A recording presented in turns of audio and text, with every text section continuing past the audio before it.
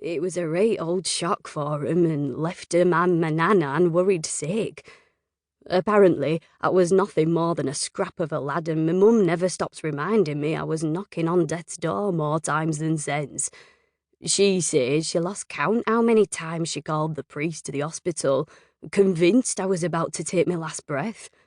When my pals get a cold, they're over it in a few days, but that could leave me at death's door. Oh? Patty gasped, struggling to imagine how terrified Archie's family must have been. It's not so bad. Archie smiled encouragingly. I'm still here, aren't I? Go on, Patty encouraged. Well, somehow I would always miraculously pick up, even when the doctors thought there was nothing else to be done for me.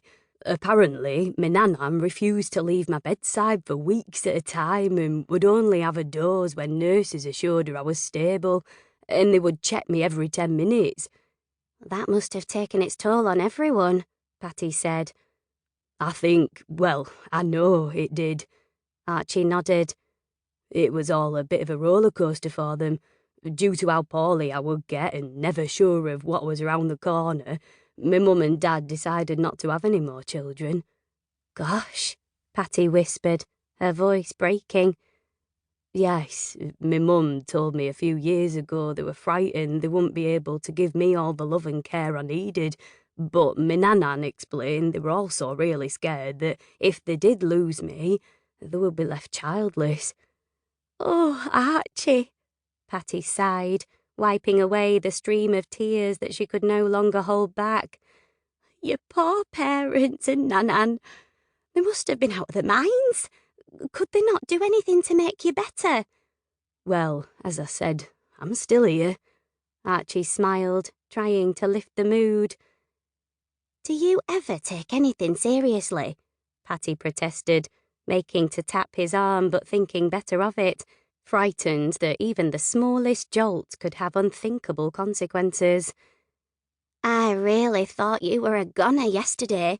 You right scared me.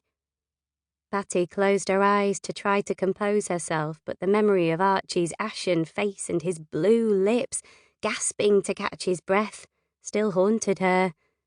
Thank goodness everyone had been there to help. Nancy and Betty consoled her as Dolly calmly coaxed Archie to stay awake, while Frank and her dad propped Archie up on a chair and wrapped him in coats to try to abate his violent shivering, telling him Patty would have his guts for garters if he didn't keep fighting. Someone had also run to the office and called for an ambulance quickly. I'm ever so sorry, Archie apologised again, cross with himself for all the unnecessary trouble and worry he'd caused. His whole reason for keeping quiet about his illness was to stop his workmates fretting about him and to avoid being labelled as sickly, but his Yorkshire stubbornness, an all-too-familiar family trait, had achieved exactly that. It really was the last thing I wanted to do.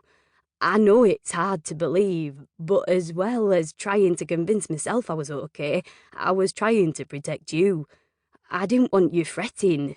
I really thought I had it all under control.